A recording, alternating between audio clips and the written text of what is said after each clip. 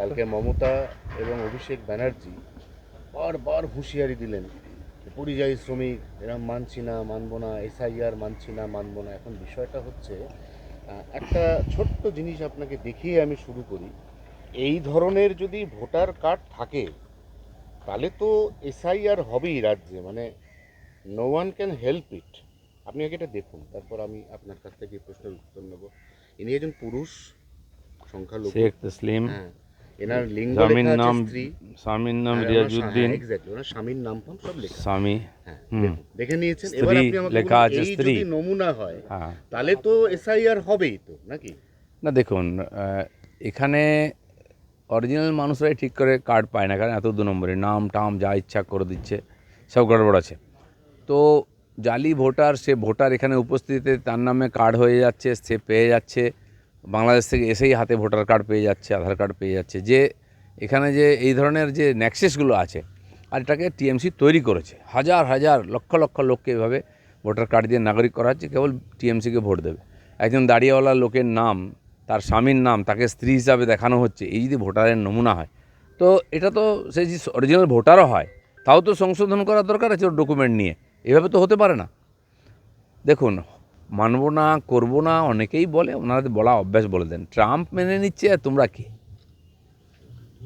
এবারে অভিষেক বন্দ্যোপাধ্যায় এবং মমতা বন্দ্যোপাধ্যায় দুজনেই জানিয়ে দিয়েছেন 26-এর ভোটে প্রথম যে এজেন্ডা, যেটা গোটা দেশে যেখানে যেখানে তৃণমূল প্রার্থী দেবে বা ভবিষ্যতে, সেখানে এজেন্ডাটা হচ্ছে যে বাংলা এবং বাঙালির অপমান।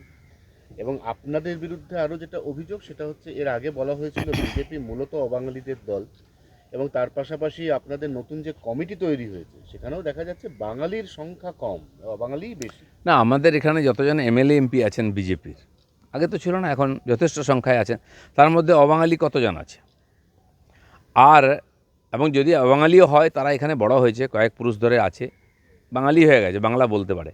আর টিএমসি যাদেরকে করেছে এমপি, তাদের দেখুন না কতজন বাঙালি অবাঙালি আছে। তারা কি বাংলা জানে? বাংলার কালচার জানে? দুর্গা পূজা, নববর্ষ জানে? জোর করে বাঙালি বানানো হচ্ছে। এবং যারা এখানে স্লোগান দেয় ঈদ বাঙালির উৎসব, তারা কতটা বাংলা বুঝে, বাঙালি বুঝে? তো বাঙালি সেন্টিমেন্ট নিয়ে খেলতে পারেন, অসুবিধা নেই। বাঙালি এত ঠুনকো নয়, এত বোকা নয় যে কেউ বাঙালি বাঙালি চিৎকার করলো, তার ভবিষ্যৎ চুরি করে নিল আর তাকে ভোট দিয়ে দেবে। এত সহজ নাই বাঙালির নামে। হ্যাঁ, আমরা গর্বিত, বাংলার বহু মহাপুরুষ সারা দুনিয়াকে দিশা দেখিয়েছেন, তাদের জন্য আমরা গর্বিত, সবাই গর্বিত। কিন্তু তাদের নিয়ে রাজনীতি করতে হবে জঘন্যভাবে। আর আমার মনে হয় পশ্চিমবাংলার মানুষ এটা সহজে মেনে নেবে না। তার মানে এই সরকার পুরো দেউলিয়া হয়ে গেছে, এদের কাছে কিছু নাই বলার, তখন এই শেষ অস্ত্র করেছে। আর অবাঙালিদেরকে অপমান করা হচ্ছে, তাড়ানো হচ্ছে, ভয় দেখানো হচ্ছে, দোকান বন্ধ করে দেওয়ার কথা হচ্ছে। কোথায় সংবিধান এই অধিকার দিয়েছে?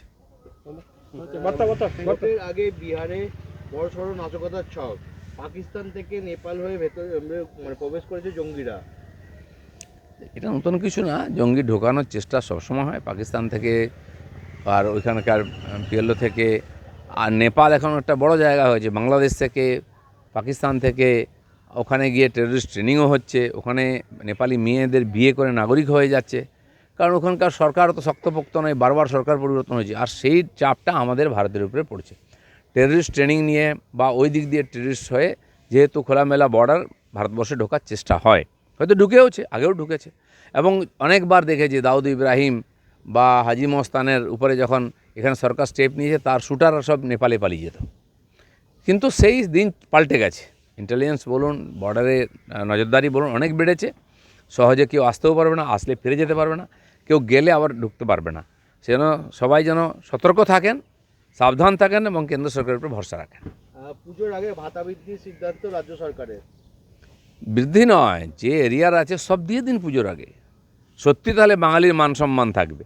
বাঙালির টাকা চুরি করে আপনার বড়লোক হবেন, আর বাঙালি বাঙালি বলে সুড়সুড়ি দেবেন, বাঙালিকে চোর বানাবেন। আজকে টিএমসি পার্টিটা যদি বাঙালির পার্টি হয়, তো পুরো পার্টিটা তো চোর। দেশ বিদেশে কি বাঙালির সম্মান বেড়েছে? আপনার বাঙালি মন্ত্রী, বাঙালি এমএলএ, বাঙালি এমপি, নেতা সব জেলে যাবে, তো এতে কি বাঙালির সম্মান বাড়ছে? আমরা বলছি যে বাঙালির ভাতাটা মারবেন না, দিয়ে টিয়ে যা বাকি আছে পুজোর আগে দিয়ে দিন, তাহলে হয়তো আপনার রাজনীতিতে একটা সম্ভাবনা আছে, নাহলে তো বিসর্জন নিশ্চিত। দাদা, আমি একটু হিন্দির জন্য